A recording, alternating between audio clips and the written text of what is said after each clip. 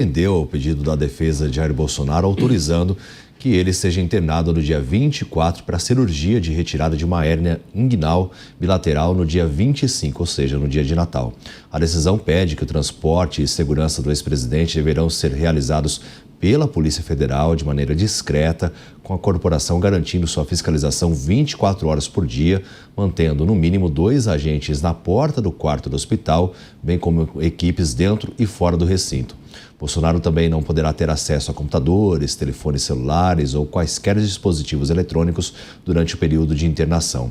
Apesar da defesa pedir prisão domiciliar humanitária, o Judiciário entende que o líder da direita tem plenas condições de tratamento na Superintendência da Polícia Federal, onde cumpre pena por tentativa de golpe.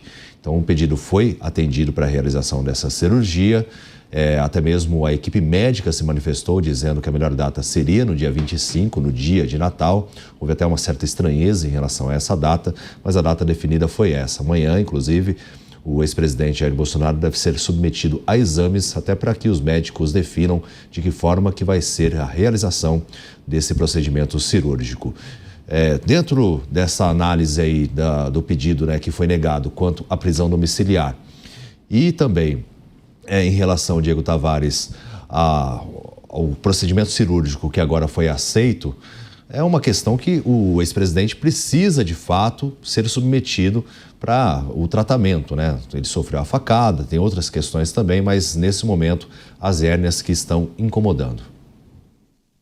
Exatamente, David Tarso. É sempre muito bom lembrar, na atual condição do presidente, trata-se de uma cirurgia eletiva, mas a hérnia inguinal ela sempre corre o risco de sofrer um estrangulamento, o que pode levar à necessidade de uma cirurgia de urgência. E aí sim coloca, inclusive, a vida do ex-presidente em risco. Então, é uma decisão acertada, uma decisão quase que natural. Acredito eu que o ministro Alexandre de Moraes não quer correr o risco de um novo episódio semelhante a daquele preso do 8 de janeiro, o Clezão, que tinha inclusive um parecer favorável do Ministério Público para que ele fosse colocado em liberdade ou em prisão domiciliar, salvo engano, e não atendido o pedido, ele acabou falecendo dentro do cárcere. Isso geraria, inclusive do ponto de vista político, uma narrativa poderosíssima. Seria uma espécie de uma nova facada no bolsonarismo que projetaria eleitoralmente muito a candidatura de Flávio Bolsonaro. Agora, do ponto de vista jurídico, é uma decisão, como eu disse, praticamente natural. E um detalhe muito importante também, nós não estamos falando de um jovem, nós estamos falando já de um ex-presidente que conta com seus 70 anos de idade. Então, principalmente considerando o contexto das sequelas da facada que Bolsonaro recebeu em 2018, toda a realização de um procedimento cirúrgico pode gerar intercorrências no pós-operatório. Então, eu acredito que a defesa vai seguir insistindo em novos pedidos de prisão domiciliar, considerando a evolução da saúde de Bolsonaro. Nós não sabemos como ele sai dessa cirurgia, muito embora seja uma cirurgia simples, o contexto da saúde de Bolsonaro é um contexto complicado. Então, eu acredito que a prisão domiciliar não esteja num horizonte muito distante. Inclusive, o pedido da defesa é que ele possa ser acompanhado, em primeiro lugar, pela Michele Bolsonaro e também pelos filhos, Carlos e Flávio Acácio Miranda.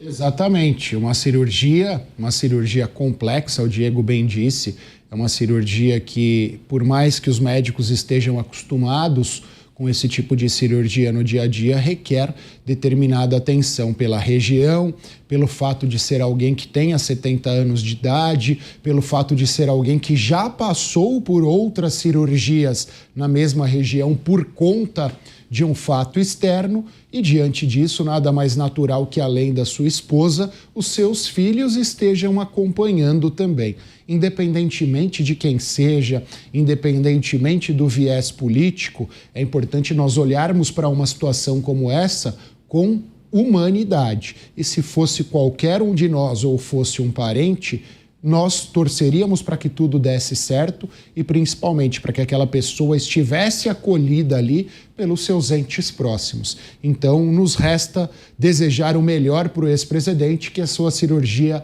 dê certo e que ele se recupere dessa situação. Mas a supervisão vai ser com 2 agentes na porta do quarto, né, para até fazer um monitoramento de quem entra e quem sai e uma possibilidade de fuga, além também de policiais federais que vão estar no entorno do prédio. Muito provavelmente a gente vai conseguir mostrar de que forma que vai ser essa segurança.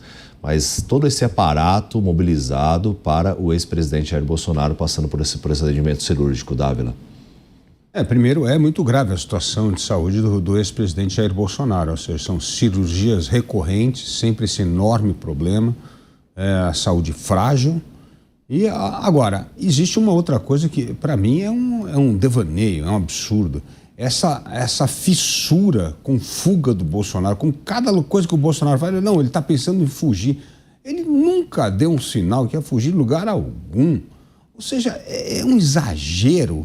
E isso faz com que o Supremo utilize justamente isso que o Cássio acabou de falar, assim, não leva em consideração o aspecto humanitário. Não, é tanta fissura com tentativa de fuga que cria-se uma parafernália parecendo que o Bolsonaro é o líder do PCC ou do Comando Vermelho. É um negócio inacreditável isso, né? Então, infelizmente, tudo é politizado. Como tratam a saúde do ex-presidente, o julgamento, a postura de isolar a família numa época de Natal e sofrendo uma cirurgia importante. Tudo isso mostra que, infelizmente, no Brasil hoje, tudo passa pela lente da política. Nada mais por questões humanitárias, nada mais pela Constituição, pelo cumprimento da lei, nada. É tudo arbitrariedade e visão política de acordo com as convicções ideológicas dos donos do poder.